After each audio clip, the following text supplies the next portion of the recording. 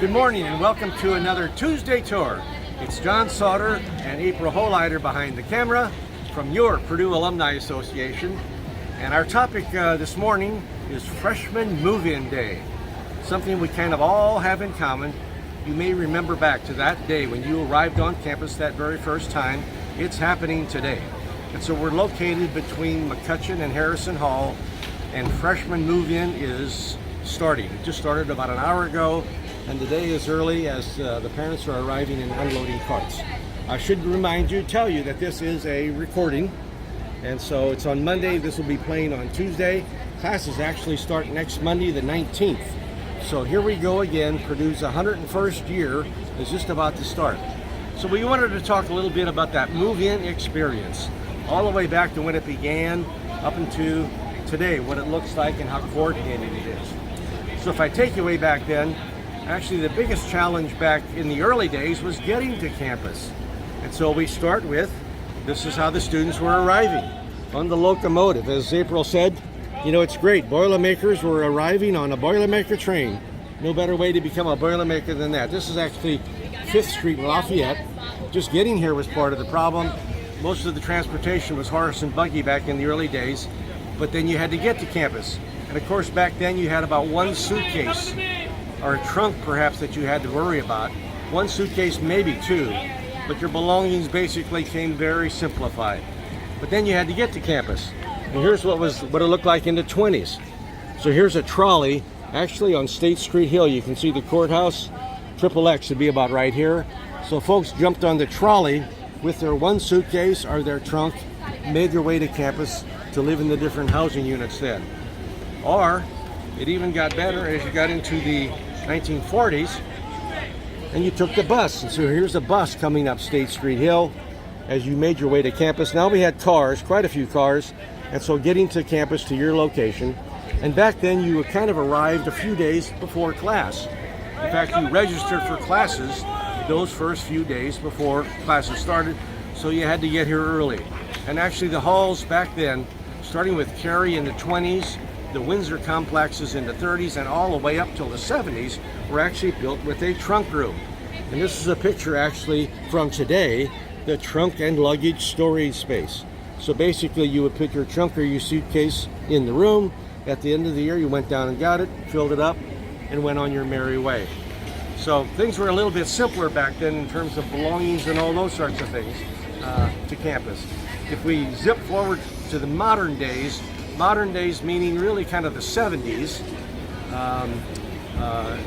things started to get just a little bit more organized in terms of orientation. If we're into the 60s, 70s or so, you're still wearing a freshman beanie if you're a new student, or called a pot. And those seniors would try to steal your pot if you weren't careful. But orientation was still rather casual.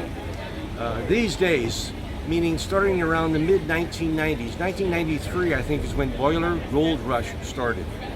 I can proudly say that it was university residences that started that tradition. We thought we needed a much more organized orientation, getting used to campus, getting used to this new routine, and we're all freshmen are going through it.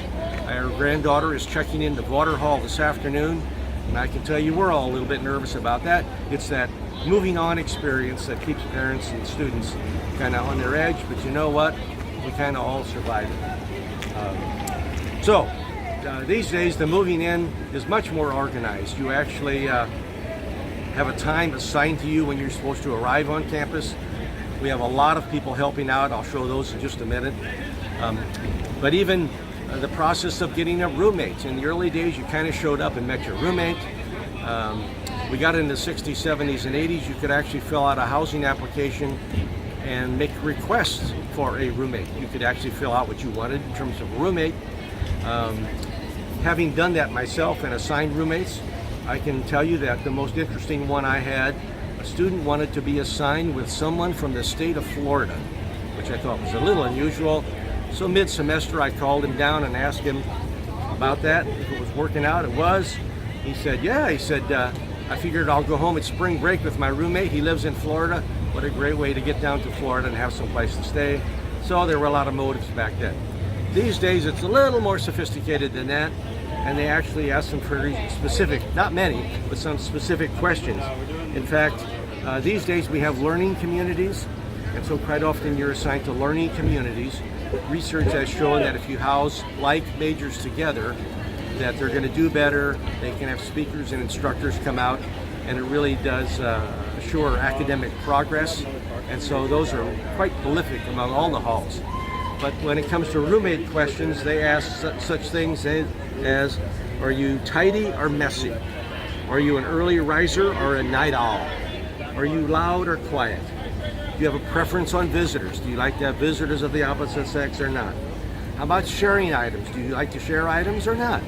Some of the basic things as they try to get roommates to live together, to get along, to be compatible. And as many of you know, sometimes it works and sometimes it doesn't. Too many times I think the movies create the image that you're going to be best friends with your roommate for the rest of your life, and that isn't necessarily the case, but in many cases it is. In many cases it is. In fact, just this weekend, my wife's roommate from her college experience came to visit us, and I can tell you that's quite a few years ago, but she was here for the weekend. Always good to have her here. These days I even get to the point though of suggesting items to bring with you. So you may recall, as you might have come to campus, you didn't bring very much at all. You didn't hang many pictures on the walls. There wasn't that much to do. Quite often you were coming from a situation where you were sharing a room at home. I lived with my brother when I was growing up. So by the time I got here, living with somebody else was not a big deal, but I had more space actually. These days students are arriving and they're actually had their own room at home growing up, so they're used to a lot of space, and so there is another different dynamic. But housing people suggest a variety of items that you may want to bring with you. They suggest an alarm clock, a laundry basket, a pillow and bed linen and blankets. We used to actually provide linen up and through the 80s or so. Umbrella, first aid kit, bathrobe, toiletries, fan, towels and washcloths, and a flashlight you might want to bring. Now they also suggest items you don't want to bring with you. They're getting that specific. Candles, incense, or anything else you want to burn. Electric board, bed warmers, empty alcohol bottles for decoration. Fireworks, grills, halogen lamps, hoverboards, paintball guns. They actually need to suggest that. Pets, except for small fish. Toaster ovens or any cooking equipment. So fairly specific as to what they get into. But again, we have Boiler Gold Rush that starts actually this Tuesday evening.